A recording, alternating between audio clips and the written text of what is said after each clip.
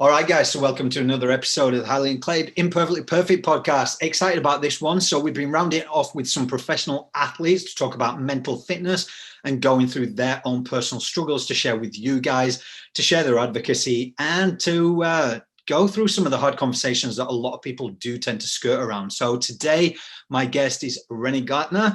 In a career spanning TV, radio, and media management, she's also one of the only professionals out there who can boast of being a professional boxer. Away from the ring, she's sparring of a different kind, as is a regular sideline reporter for Triple M and NRL Nation Radio, and as freelance MC for the Australian Turf Club in South Sydney, both in the prestigious chairman's functions, from hosting the annual NRL Awards Night to the game's pinnacle matches, the State of Origin series, to the more intimate awards dinners, corporate engagements and events. Renee has injected her light-hearted wit and sports intelligence as a regular panelist on programs such as Channel 9's The Footy Show, NRL to Network 10, Studio 10, Sportsfan Club House on Channel 7 Mate, and the League Lounge on Fox Sports. She's additionally co-hosted major primetime television sporting events, including the 2017 Men's Rugby League World Cup and the Women's Rugby League World Cup as a commentator and co-host. Prior to her move in front of the camera, Renee also worked in the media and communications for the New South Wales State Rugby League, which followed a successful stint working with the Gold Coast Titans in media and PR and hosting morning breakfast radio in the city of the same name, the Gold Coast, Queensland, Australia. She's also a huge campaigner and advocate towards speaking out on mental health. And I'm so grateful upon reaching out to her about the Imperfectly Perfect campaign's global efforts last year, maybe before last year because of COVID, actually. It wouldn't have been. Yeah. But firstly, welcome to the show, Renee. Thank you so much. What a bio. Isn't it? You know what I always say to people, when you hear that and you actually look back and you go, bloody hell, I've done quite a lot, haven't I? Jack of many trades, master of none, then.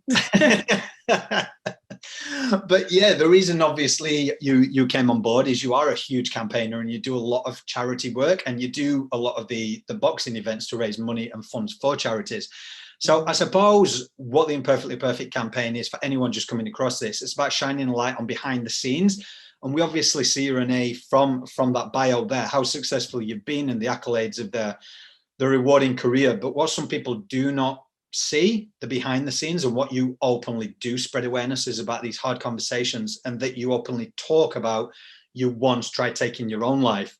Mm-hmm. So going into those hard conversations, do you mind just explaining a little bit around that and why you chose to use your platform now to advocate it?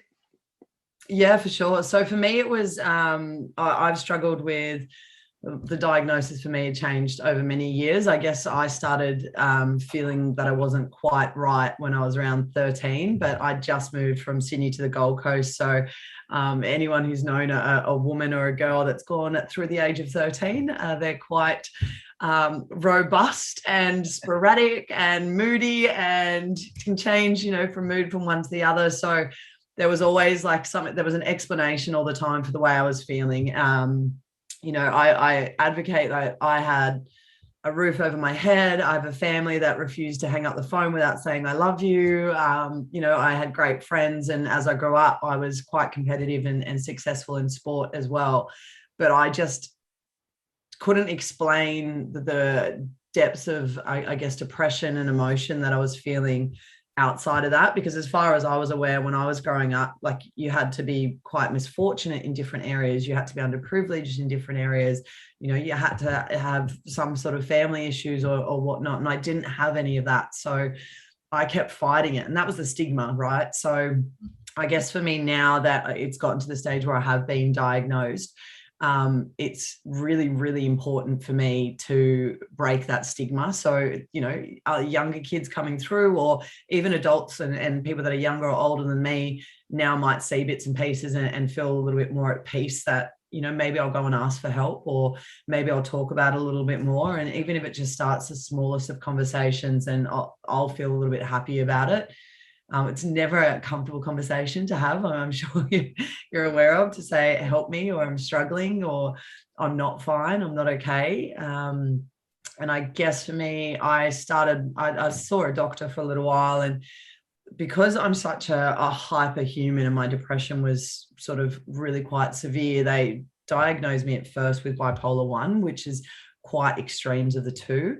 And for me, the medication made me feel quite sick, and I wasn't educated on how it was going to make me feel or what it was going to do. And I started having a real identity crisis, because who was I if I didn't have the tablets, and who was I when I did have my medication? And again, I didn't ask more questions. I didn't sort of seek any more advice out of that. And unfortunately, I sort of got to the point where I stopped taking my medication quite dramatically, which again is unbelievably dangerous.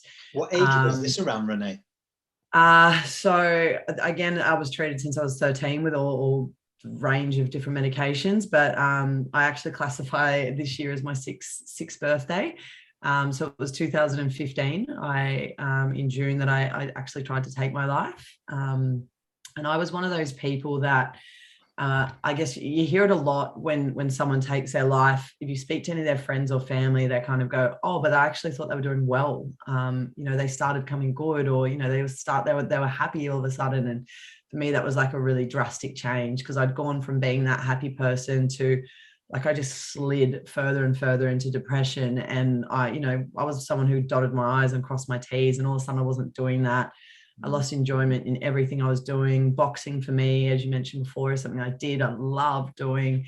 I found myself not even wanting to be in the gym, and not wanting to be around it, to the point where I sat in my car for 2 hours at a training session and rang my coach and told him I was in a meeting, simply because I couldn't get out of my car and get in to the gym.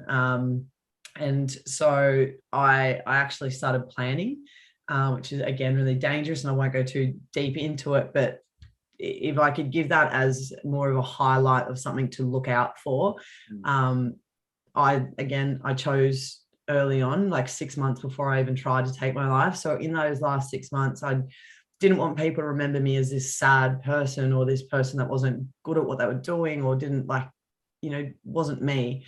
So I started going and taking my friends out for dinner and lunch, and trying having really happy dinners. So that was their last time with me that they could remember, which sounds really stupid. And then again, everything work-wise, I sort of cleaned everything up, and it just got to a stage where I just broke. It was just one weekend. It was earlier than I thought, that when I had planned. Again, it's stupid. It's not stupid. It's just why, again, I didn't reach out. I didn't think I could reach out, and I thought I had already gone and gotten help, and it hadn't worked. So therefore nothing was going to work for me, which I've since learnt that there's a hell of a lot more that can be done for it. So I tried to take my life, and I was extremely, extremely lucky that my friends were a little bit more switched on, and they took some language out of something I'd written in a text. And as it happened, it sort of went around in a communication with a bunch of my friends, and I ended up having a friend come in and kick the door in and take me to hospital. So I'm, again, super grateful for it, because that time in the hospital was probably the first time where I was able to sit back. I was in a ward for probably 10 days, I think, all up.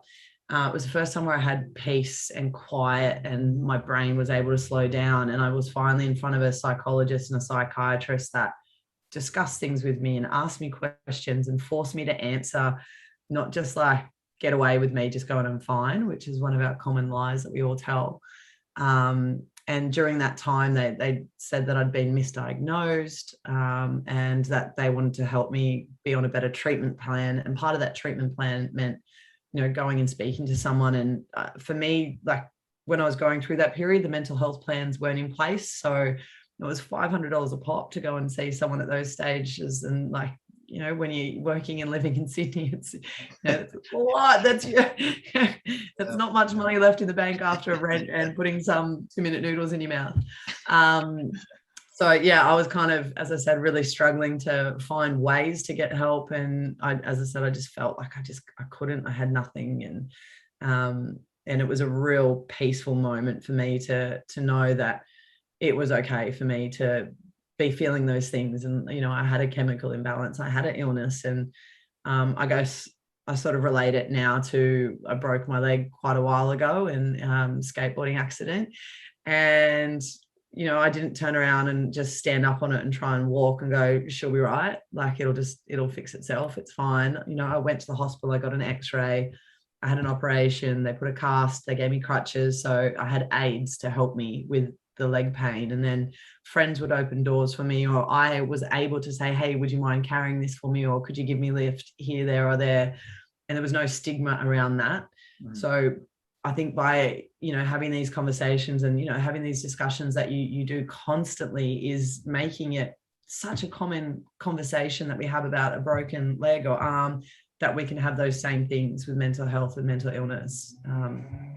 So I guess it's kind of like the depth of where my story sort of went. And again, I'm here 6 years later. So, I still have ups and downs. Like I'm not perfect every day. I've still had moments where, I've gone into a couple of days rut, but I think I've learned that there's a lot of responsibility on me as well too, to reach out to my friends and my GP and say, hey, I'm not well at the moment, or I'm having a couple of bad days, and then have my chats with my friends or change my mental health plan again.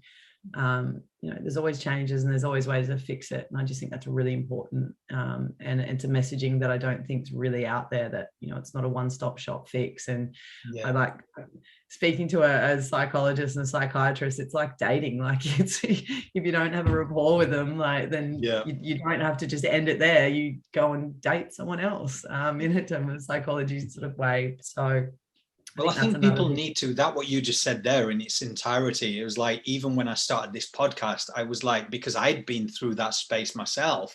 Yeah. And I was like, I actually went to see a psychologist the first time. And quite frankly, and I'm open about it, it pissed me off because he was trying to attain it to my childhood and it wasn't. Mine was social media and comparison. So it didn't work. So I was thinking, well, okay, that's it. A psychologist doesn't work. But what I realized, and like you, it's ever evolving and we're learning. So this podcast was about, listen to Renee's story. If that doesn't work, listen to someone else's, because there's always something that you can try, I think. But for guys, it's very hard to open up. But I was going to pertain it to what you said there. Like, as a female, a lot more females are open about their emotions, a lot more with their friends. But where was the stigma for you, I suppose, to anybody out there? Was it attesting, like you said, to your childhood, when you often thought that it was people from less privileged backgrounds that were attainable to get it and not you? Or what made you think, or was that the reason?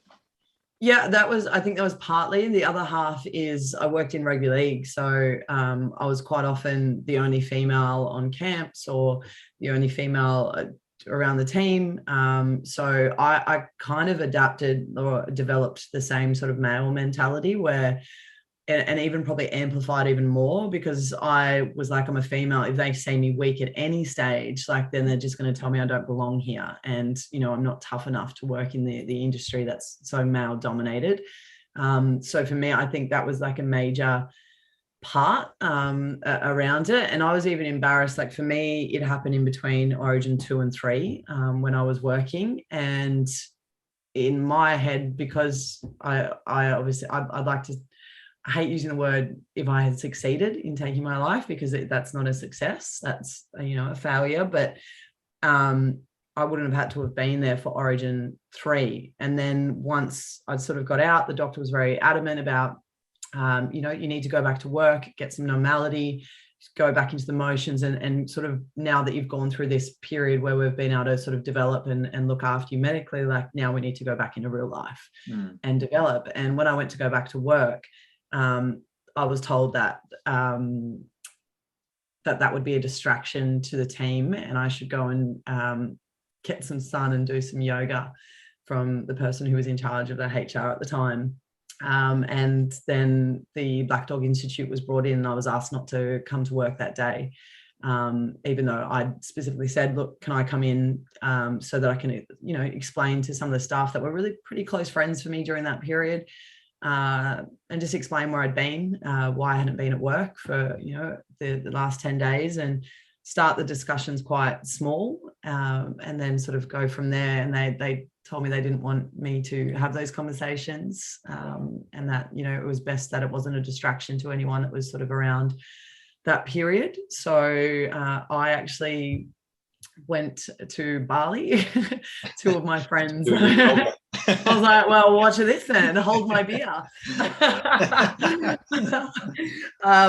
Two of my really good friends that I knew from the Gold Coast were running a retreat over there at the time. And they were I reached out to them and just went, look, I know it's stupid, but if I stay in Australia and I'm missing from Origin Camp 3, there's going to be all these rumors that I've done something wrong, and that's why I'm not there, and I've been sacked, or something, my head just went into 1,000 different ways. And because I was still struggling with what I'd just been through, which was horrendous, I didn't know what to do if I did stay here, because people were like, why aren't you away? Like, you're always in camp. This is weird. So I went away, and then everyone in the office got angry at me because I went away during one of the most important games of the year. So then I was getting like messages. I was like, really sorry, I had this trip planned for a while, which was the messaging I got taught to say by the person that was the employer at the time. And I got stuck over there with a volcano. So it ended up being a month over there. It was terrible. I hated it, which again was unbelievable for me. Like, it was a time where I was able to, again, step out of Australia, step away from work, step away from the pressures I had created for myself. Like, I had created a persona of who I thought I needed to be all the time. So it gave me a bit of a space to be able to, go over there with people that didn't really know that side of me, and I could just sort of be like quiet if I needed to be. And in particular, the two people that I stayed with, I was there as a retreat, so it was, they were there to help me and move through things as well. But when I came back again, it was just, I was hit with everyone at work just going, I can't believe you left us during the busiest period. Like, that was really selfish of you, because it was busy and we had to carry your workload. And you weren't allowed to tell what you'd just been through? Was that as well? Wow. Yeah, they asked me not to mention anything until they had decided it was okay to talk about. And during the time I was in there, because you're not allowed a pen and paper, like you're not allowed any sharp objects, you've got to hand over your shoelaces and your drawstrings and all that sort of jazz. I wrote a blog, or a diary, a journal, or I think the buzzword is journaling these days. And when I came out, I just typed it up on what I thought was a closed blog. And so when I came back, I started to reach out to, so only 5 friends knew at the time. And I started to reach out to people that were still really in my close network to explain to them what I was going through, so that, again, I was taking responsibility, that I could have those hard conversations with them to let them know that, I'd probably been a little bit deceitful in how I said I was feeling. And as part of those chats and conversations where I couldn't have those hard chats, I would send them this link to what I thought was my private blog. And excuse me, not COVID. There you go, I've got a negative test. Yeah, where are you living at the moment? Are you the eastern suburbs? I'm in Manly. Yeah, no, God, no. I don't know what's the worst though. My friend thought that it was a really impressive, in his words, a really impressive and strong story that needed to be shared. And he thought that I had already shared it because it was online. Right. So when I left, he tweeted the link to my blog. And again, as I said, only about five or six people knew at this stage. And this friend was a professional footballer, and it got picked up by the Daily Telegraph. So by the time I woke up in the morning, big, huge back page of the sports page, Renee Gartner's biggest fight is a fight of her life. And my blog, word for word, verbatim, Renee Gartner tried to take her life. And I had to walk into work that day. And so I got addressed with friends that were angry at me because that I hadn't told them, or that I lied to them. I had workmates that were angry because, again, I'd lied to them. I'd not told them where I was going and what had happened. And then I had friends who were part of that really close friends group that were like, we thought that this was meant to be a personal story. And one friend in particular said, you've now made this about you, and that's what you wanted to do, clearly. So that was quite a heartbreaking statement to hear. And then obviously just I was so embarrassed. I was just mortified. And I just had people who obviously thought I'd gone through it and mended. So they were coming up saying, "Me too, now fix me." And I was like, shit. Wow.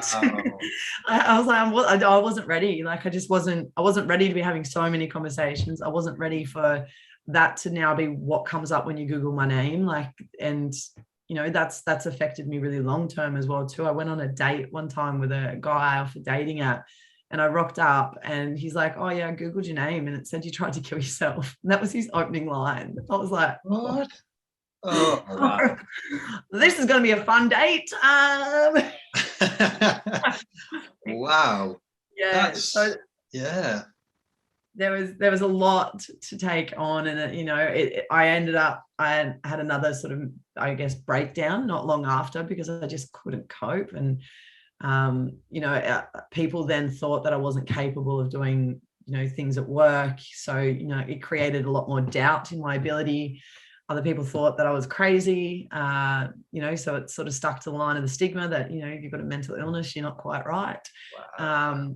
And then, as I said, but I think one thing that sort of helped me get through it and sort of highlight why I wanted to continue talking about it and making myself uncomfortable was messages that I got from people who were from the same mindset as me of the stigmas and not understanding how they're feeling, and saying that they read my story and they related to it so much and they have now gone and got help, or they actually now realized that their child was going through the same sort of stuff and they ended up reaching out and having really hard conversations with their child. And the blog that I wrote, like, you used the term wit at the start. I don't know if it's a wit or just being an absolute muppet, but I kind of wrote it in my usual humor deflection way. So it's it's a very deep blog, but I was writing about stupid, like a Beyonce song. I think I used as a reference in there at some stage. Joe Williams shared it, didn't he? Yeah. He and like I know Joe well and the masculinity and everything, and he said he broke down reading it because he's a good friend of yours, and that's where I saw the blog from, and I read it, and it's powerful, but now you're saying it like a Beyonce song. I'm thinking back of the verbiage that you put, so I'm going to go back and read it again. Yeah, so do yourself a favor. I'll go and read it and get yourself into the whole Beyonce dancing song. We'll all just start busting out. But yeah, I kind of use it as that, even jokes about how when my friends came into, the ward and having to Google where I was, and one of my mates came in with a wine and she'd come straight from the Hunter Valley. So she gave my mum a wine and it was, I wrote it in a really real way, but again, used humor to deflect it, which was a lot of my problem. I was just like, that's what I did. I was just like the clown, and that made everything okay. But it helped, especially with parents being able to give that to their kids to read, because it was a relatable, it wasn't someone like sort of getting too medical with terms or wasn't saying it in a really depressing way. And there's nothing wrong with that whatsoever at all. But it was just, I guess, a different approach. And hearing that feedback back, to me, that was what made me go, all right, I've got to, from vulnerability comes strength. So if I keep telling my story, it's the more I tell it, the less uncomfortable I'm going to get. And the more people are going to start chatting about it, in a sort of a real way, I guess. So, yeah. I love that. And I love how open you are about it. And I think it's kind of like when people see the IPC and they're going, well, it's still growing and it's still growing strong. And I'm like, yes, because it's never changed from the fact that I think at times when there's shows that come on and they depict it and they show the reality, it can go one of two ways because you're trying to make a cultural difference. And some people are saying it's too much and triggering towards certain shows. And the other, which I'm part of, are going, it's what's happening. Yeah. We need to address it sometimes because the suicide rates are still increasing. Clearly we're missing something. And for you to bring out a blog that resonates, I think with these images, when we captured your image, people saw themselves in you and then read your story. But when I was going through mine, I want to ask you from your point of view, and I ask this everyone, to be honest with you, was there certain times along your journey, Renee, that as much as you was trying to hide it, you was indirectly also trying to scream out and let people notice. Because I know for me with the body dysmorphia, there were times when I'd be like, can't feel it, obsessed. And when I did come out with a story, my friends was like, well, I did think something. And I was like, but I was screaming out like inside as a guy. And these are the things that we need to pick up on. So how was your journey with that? I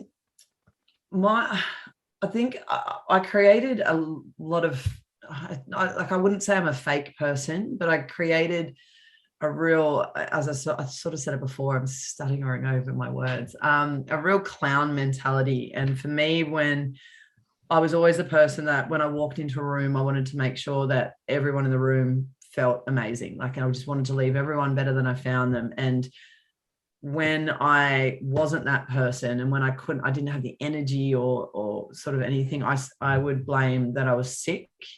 So I guess a lot of people quite early on were just like, Jesus, you get migraines a lot. And I do get migraines. So, got to be careful with the boy who cried wolf there as well. But I would say I had a migraine, and that was when I would lock up for a couple of days at home, and like I wouldn't leave my room for a couple of days. So during those times, I think I was crying out for someone to go, a migraine doesn't last for 4 days. We haven't heard from her. She hasn't written back, and she's deflecting a lot. And that deflection was probably a really big one.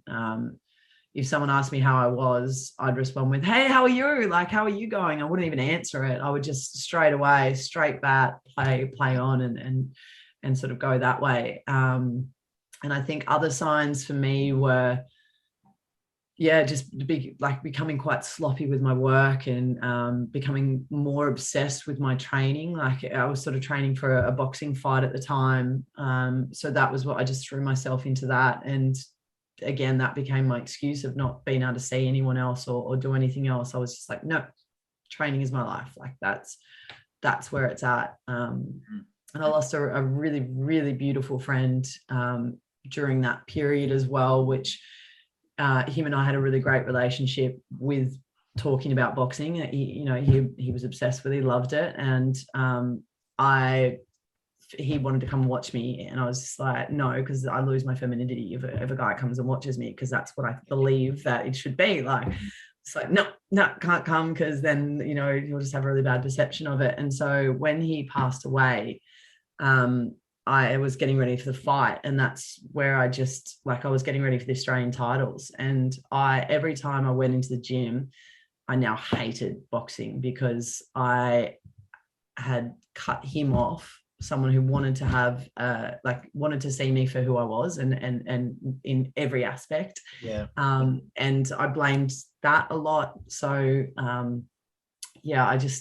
there was a lot of deflection, and I got really angry at myself when that one particular friend passed away, because I felt like he was the one I was having the most truest conversations with, and I still wasn't truthful. Like it just, that really broke me a lot. And I kind of felt like I couldn't go and restart and have those conversations with someone else, because they wouldn't have understood any of the other parts, and then also didn't understand me dealing with a death as well. So there's a lot of deflection in there. And I think a lot of the people in my groups know a different version of me, which again, you see a lot of people are chameleons. And now I'm sort of a little bit more, what you see is what you get. Like it's, stepped into your truth. You've stepped into your truth. Nice. Well, not everyone's cup of tea, but I'm someone's cup of whiskey. So what I've noticed as well is when you step into that truth, you find your people.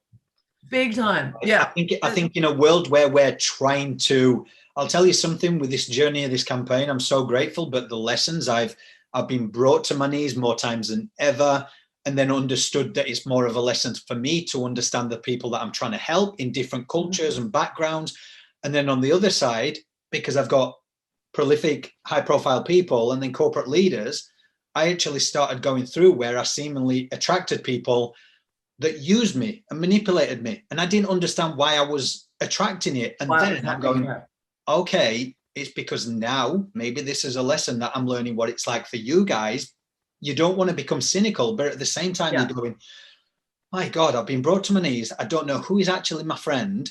Yeah. Like, and we're constant, and that's why I just want to always say on this thing, it's like, we're not professionals. This is why we've got resources to go towards. But through storytelling, we can actually impact and help people. But I suppose, what would you want people to take away from your experience, from the aftermath, where you ended up going through another episode purely because of how people reacted? So if anyone can be there and somebody comes out after hearing of it and kind of you're frustrated at them for you not knowing, as somebody who went through that and saw it firsthand, how would you want people to react, or what advice could you give to people? Yeah, one of the biggest things I try, a lot of people, when they're sort of wanting to speak to someone about it, they feel like they're going to be a burden, for starters. And that's probably one of the biggest brick walls for a lot of people who are wanting to reach out for any problem, whether it's, it is an eating disorder, it is, mental illness or health, or like a physical pain that they're going through. They feel like it's going to be a burden to someone else, because there's always someone worse off. Like, we're always told that as a kid. There's always someone worse off than you. So get on, get over it. It's such an Aussie way to sort of speak about it.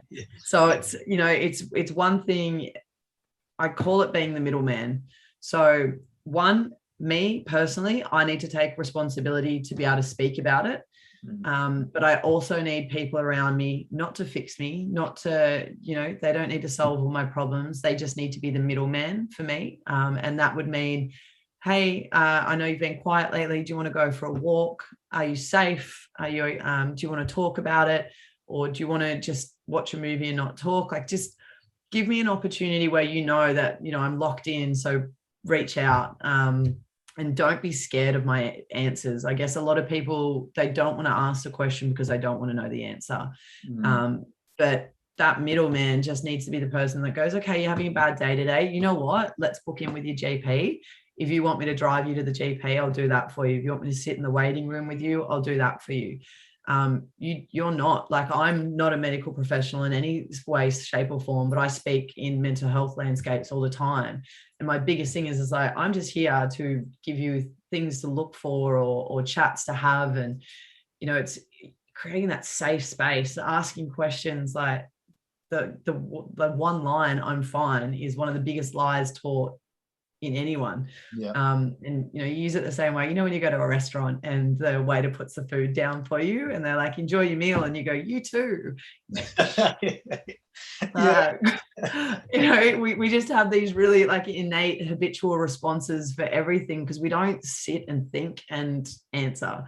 We're just like bang bang bang bang bang. So it's really important to take responsibility, to speak your truths. The person listening, listen, and then help them get the help, not be the person that fixes. Like, the main thing the hard lesson that I learned was that, that they talk about this mental health and mental like compendium, where you swing from good to bad, and, you sort of go from wherever. So you can, be good and bad on one day. It can go from one to the other, but you kind of need your tools in place to be able to, if you start going down towards that bad end, to bring yourself back into a safe space. And whether that's going to see a GP and getting your mental health change pained, or on a day where you just feel like you can't put your feet down beside your bed, which is where I got to, is going, you know what, this is one thing, like, I know it sounds stupid, but get up. A really simple thing for me is like making my bed, because then on those days when, as I said, I just want to lay there and not talk to anyone, if I make that bed, I've accomplished something. And that accomplishment gives you a little bit of like, okay, that's one thing done. If I can do that, I can do something else. So that next thing might just be having a shower. Like, you don't have to go and move mountains. Like, just start simplifying things where you can give yourself a little tap on the back, so you don't get fully buckled down by that, I'm a failure, I can't do anything, and I can't fix myself, I can't get fixed, no one wants to help me. Like, tiny little things. Wash your coffee mug, have a shower, and simple, I guess. I think that just goes into my last couple of questions, because I suppose what we've seen with COVID is it's actually, I believe, woken everyone up to their first experience with mental health. So I mean, with you, of what you've gone through, and I know you've again openly spoken about going through COVID and losing like a year's worth of work, for anybody who's come into that first set of their initial hit of mental health, you now have got those resources in place. But what would you say to anybody from first experience? Because I mean, what people don't realize, what I've come to realize in getting to know a lot of you in the public eye through sports, through entertainment, whatever it may be, is like, there are so many highlight reels purely because that is your job. Like, I would do a job and I would post it. And I think there's such a huge disconnection sometimes where people associate that glamorous life is 24/7. Yeah. So to go from all this work for a year lined up to nothing, it's going to, of course, affect you again. Yeah. So, I mean, how was your response to COVID? And then obviously having those resources in place, you was okay, but still, have you? I was okay, but I was like, I got really bad PTSD this second time around, and it actually really flipped me. And I actually had a really bad manic episode where I was awake for 3 days. Like, I'm an insomniac generally, but I was wide awake for 3 days. I live alone. That's a lot of time on your own, even for me. And my first instinct was, obviously, because I've learned so much in the last 6 years, was to reach out to my GP. And I literally walked into her office and sat there and cried. I was like, you need to, like, this isn't working. I know that the following things was what has affected me. Like, we can fix this, but I need help. Like, I need your help to help me. There's obviously something that my medication might need to change. Can you also give me other things to help me manage what's just happened? So I've just lost 98% of my work all over again. So, and last COVID, I literally had my whole year lost in the space of 3 phone calls. I think for a lot of people, if I was to give advice for what they're going through, is if it's a feeling, they sort of talk about, like, we all go through we can all have bad mental health at one stage. If it lasts beyond 2 weeks, that's when we really need to be seeking help and, going to a medical profession and sort of discussing it further. But I think one thing, if I could say, like, it's okay to be absolutely, excuse my language, but absolutely be shitting yourself with what's going on right now. Am I going to get my work back? How am I going to pay for things? If you've got a family to look after, or, whatnot. And for me, it was swallowing my ego. Like, I put it up on my Instagram the other day. I was like, I don't care if I'm digging holes, like making coffee cups, or just there for interpretive dance. If anyone has any work, like, come at me. And, like, just because I work in media, or, I've worked in other places, that doesn't make me not be able to ask for help. And that's not even help. That's me just going, I still want to do things, because I know if my brain is in this house for, like, however long on my own and not doing anything, it becomes idle. I'm going to get lost in my own negative thoughts, and it's going to happen. The negative patterns happen. You've just got to start building a toolkit. And a toolkit for me is, I now try and get out and go for a walk. And even when it's raining, which I know is going to be harder for a lot of people that, don't like the wet weather. But a lot of gyms at the moment provide some online training programs, and that can be anything from, like, a combat session to a yoga and meditation session. And there's a lot of free platforms that do that. You do it in comfort of your own home, just, a small amount of exercise. I actually did a session before I jumped on the call with you tonight, because I needed to, because I was so edgy. Like, I'd already gone for a walk this morning, but, like, I've just been sitting at home just going, shit, like, and where am I going to get any work? Am I going to pick anything up? And if I'm already bored, like, I've already watched every Netflix, like, I've done all that. So I started getting really, like, my energy just started bubbling and I was like, all right, how do I take a bit of that edge off?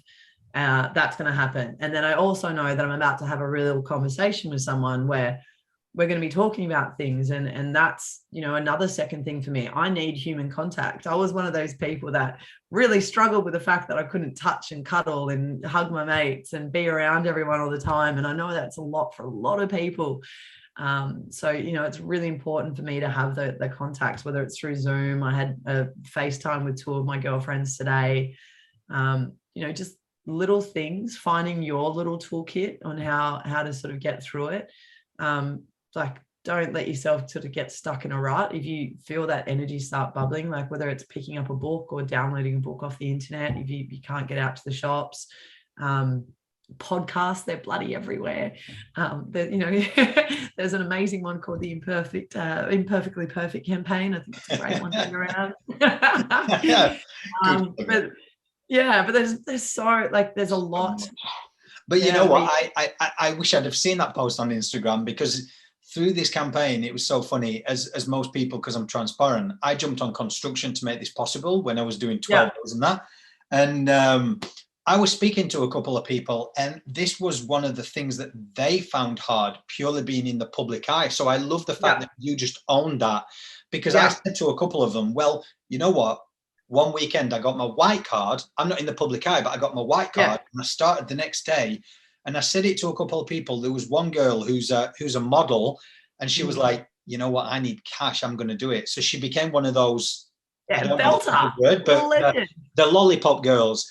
Yeah, and they make a packet. She was making $2,500 a week, and a couple of people that I told about it, there was like, look, I think it's amazing. I said, between auditions, obviously COVID's happening, you're not going to get none at the minute, but I said, to make that just to get by, and there was like, yeah, but the thing is, in the public eye, if the media pick up on it, it's almost one of the stories like, look at, and I said, but that is the place of ego, because if you hold yourself there, at the end of the day, the papers aren't paying for your 100%. And do you know what that person's going to do by going out and getting a white card and showing that, they're showing that they work hard, and they don't want to sit back and be lazy, and they will drop their ego to do whatever job's necessary. They're going to create a shit ton of respect. Like, I'm already want to high five that model who went out and was a lollipop girl, and even like the construction. I did the exact same thing last time. I was like, we'll mow a lawn. I have like steel cap shoes. I'm ready to go. I want to be on a work site. And my guy mates were just like, mate, no, you're not coming on our site. You'll be a pest. For 3 months, mate. I will tell you, when I was doing this for 3 months, I jumped on labouring. They give you the shittiest jobs. And 12 hours a day, 3 months, when they're carving into the walls, this silica dust. Basically, we had to stand there hosing for 12 hours a day, and I'm like, oh my! But you know what it taught me? Patience. Yeah. And clarity. And how to hold a hose. If I can do this, I can do anything. And that's 100% right? Like, you sit there and, like, I've got made redundant from a job, like 10 or so years ago, and my ex-partner was a builder. So he's like, come and like be my tradie for a couple of months in between jobs. I was like, I'm ready. I can do roof and wall installation now. I can frame. I can do like full panels, the whole kit and caboodle. And like, by the end of it, I was just like, I felt really empowered, because I was just like, I'm actually truly more capable than what I actually than an IKEA flat pack. Like, I laugh at IKEA flat packs now. Harder to make. How many times do you go wrong? Like, I can remember because they give you all this equipment, and you've got to put it together with a screwdriver. But they give you an Allen key, and you're like, mate. I will admit, after one cabinet that we once did, we put it together, and it looked beautiful, and then Kat, my wife, noticed the top shelf was the wrong way round. Upside down. And I was like, so you know what we do now? We go on Airtasker and we pay someone to do it.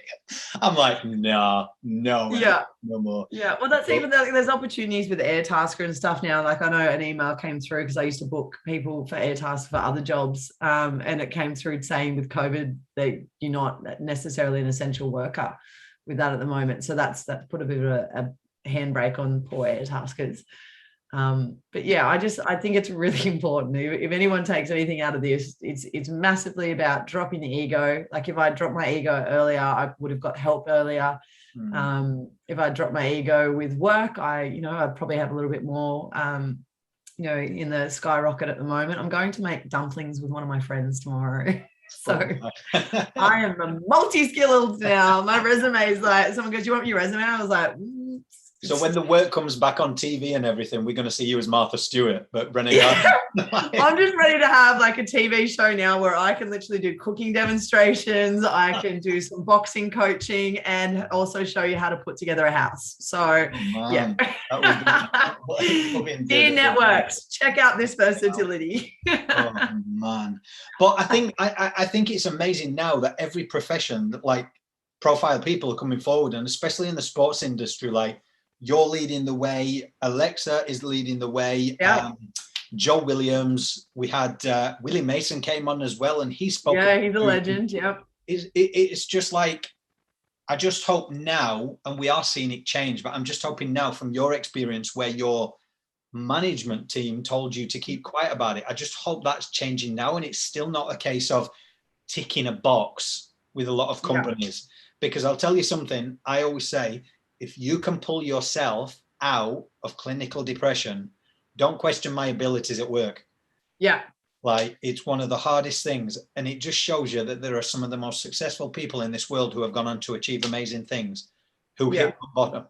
So I just hope that. But last question for you, out of everything that you've done and learned, and I think I asked it you when we first caught up, but it's been about a year and a half because of COVID. What does being imperfectly perfect mean to you? I think it's imperfectly perfect to me is vulnerability. I think with vulnerability, you know, you can trip over your words, you can have a cry, and all of that's not considered perfect. And to me, I think we all need to sort of harness that vulnerable side where that creates the conversations. We have the ability to be able to go, hey, like, I messed up with that, or, you know, I need help with this. And I think that's the absolute nail, you know, on the head. Like, just bang. Love it. Love it. So, I normally ask, like, what's next? But we're still on the lockdown again. So anyone who's listening outside of Dumplings. The country, Sydney, has the rest of Australia gone on lockdown? I know Sydney has. I think Queensland went at 6 p.m. tonight, but they're only for 3 days, you know, because everyone's doing it differently. And you know, Melbourne's all good now. So, I mean, they're never going to get it again. I mean, look, as I said, it's always changing. The platforms are always changing. I'm in the hands of the gods with Rugby League World and events. Like, most of my work was hosting lunches and sports lunches, and I was even about to start going back into schools and businesses with Livin and chatting there as well too, which again, everything's been altered. So as I said, tomorrow is Dumplings. The next day it might be packing orders for a clothing company. You know, I just never know. But you've just, as I said, drop the ego, take as much as you can get at the moment. And for me, it's time to learn. I'm learning new trades, and whether it was something that I never thought I would actually touch or do, I'm still learning. Have you got your white card? No, one of my mates told me to go get that. So white card will also be on the agenda as well. We'll get you on site. Yeah, so call me. I know there's quite a lot of people at the moment because they're looking for people. So, hey. Brilliant. I'm ready. If you're ready for someone to do interpretive dance and sing every song that comes on the radio, I'm your woman. Well, the amount of pictures I actually get from my friends sometimes, who is the model, who came on the campaign, and she'll go, well, this is a different bloody catwalk, in it, with a high vis on. I'm all about the high vis, baby. Steel caps and the high vis. I'm in. That's tap dancing shoes right there. She did own it though. The first time she went on, and she was like she has got no ego at all, but she said it is kind of hard when you're in the middle of Sydney CBD. Everyone's walking past you in the suits, and you stood there with a. And then I said, but think of it this way. So everyone always goes, there's all the Irish and Brazilians and English, they're all doing it. And I said, that's that judgment thing, because they're all laughing because they do 2 weeks, they earn $6,000 and they go to Bali on a holiday. I was like, it's us lot who are like kind of like signing I picked a really stupid job where it can go like that. Where there's no like bloody, and I think that's the thing with the government at the minute. I'm like, for people who are in the public eye, on like, the work's not consistent. So it's kind of like there was no help when that shut. And I know for me, we basically got told, my kids were off, I had to look after them because my wife was working, and pretty much I got told, we applied for the assistance because you're going from a 2 family income to a 1. And we got told because we had assets and savings, no. So I was like, well, how do you expect us to pay for something that we're paying a mortgage for a 2-family income to 1? And they was like, well, sorry, you've got to use your saving. And I was like, I didn't take it as a frustration thing. I was like, I'm grateful for what we have got. Imagine how many people out there don't have it and what they have. So, well, I churned through all my savings last year. It was probably my saving grace that I had some, but I also had to touch my super as well. So, you know, it's just stupid. I mean, I know you've got Rob Mills on the show as well. Like, we even spoke to him. Like, we're in the industry where we didn't get JobKeeper and assistance or anything like that. So it was tough. Like, I had friends, I think Mills even did it as well too. I had a really good mate, Dwan, it's Home Remedy, and it became a live stream that we did a couple of nights a week during lockdown. And it actually helped our community on the Northern Beaches, because we would actually all Zoom in and he would perform the live stream, and then every now and then they'd flick the camera to different people's lounge rooms. So you were hoping like you weren't doing anything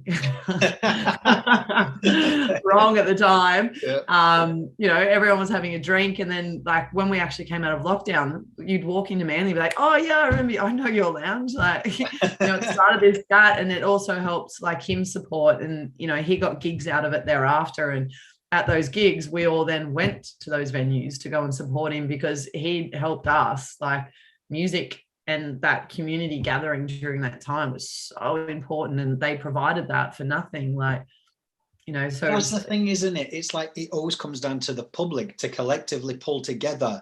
And look, I'm going to say the hard conversation, no politics or anything like that, but it's going, who do you always call on when you need to rally the troops and bring a community together? Musicians. Active, the entertainers. When they're struggling, you close the door. It's and I know that everyone's been saying this and that. It's just you can't quite grasp it, but it just goes to show that communities are what build strength. So they're amazing. But where can people find more information about you and everything that you do? Where can people get hold of your dumplings? Are you selling them online? Well, the dumplings are Veronton, so that I'll put a link up on my Instagram. And my Instagram, I think you kind of brushed on highlight reels before. If you want someone that doesn't have a highlight reel, I'm a dickhead on there 24/7.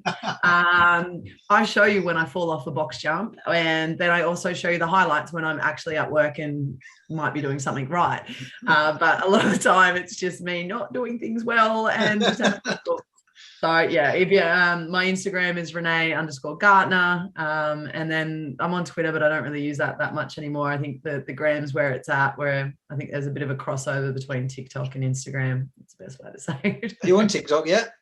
I am on TikTok. Oh, you've not fell down the rabbit hole, have you? Oh my God. I was actually on it like yesterday. I was like, not again. Because I just started doing all the lip reading. Like, I didn't do any of the dances. I love dancing, don't get me wrong, but I was like, my stage, the floor is the dance floor for me. I don't need to be constricted by their moves. But yeah, I just started lip reading and going back into my old acting technique. But do you not watch it and you go, oh, you know what? Like, I actually thought I was quite creative. And then I watched these kids who were like not even half my age or lower. Yeah. And they're coming out with all this stuff and how to do transitions, and then they change clothes. And I'm like, I ain't got time to watch how to do that. Yeah. But that's the positive that came out of lockdown, is creativity exploded, right? Like, and we saw people become singers and dancers and actors and painters and drawers again, and poets, because we got locked in. So people bag TikTok, but I found it fun to be able to have like a creative outlet again. Yeah. Again, most of it was just lip reading and just being taking the piss. But I found it fun. And then I got really frustrated because I was like, how does this tradie who just bites his lip and like looks as if he's like the hottest thing in the world with tats make an absolute mozza? And like, how do I do that? Do I have to bite my lip? Like, I think they always say, because as I look into platforms, the algorithm on TikTok is the only one really where you can go viral quick, because you watch some of them and you're like, there was a young girl and she's got billions of followers, and she's just like, and then there's all these people doing the duets going, like 100 likes, and just like, was I missing something? So that's exactly right. I'm like, what am I doing wrong? Tell me, I need to fix my formula. I'm not going to be able to make a mozzarella dumplings. Like, I need to be able to make it on TikTok. Please help. Creativity is coming out, but once you get in that rabbit hole, I've noticed once I'd be like just on the sofa and I'll be doing it, and then like 2 hours have gone past, and I'm like 3 a.m. in the morning, you're still on it. I'm like, it's mad. But I just want to say this has been awesome. So on behalf of myself and coming on the campaign and sharing your story just to make an impact and help people have these hard conversations, I thank you. I'm going to put up all the links where people can find you and your dumplings. I'm not going to let you live that down. I think that's amazing. But guys, I love it. just remember, you can find us streaming on all major podcast platforms, Imperfectly Perfect Podcast. But remember, keep having the hard conversations, because it is the hard conversations that saves lives. Until next time, guys, stay safe.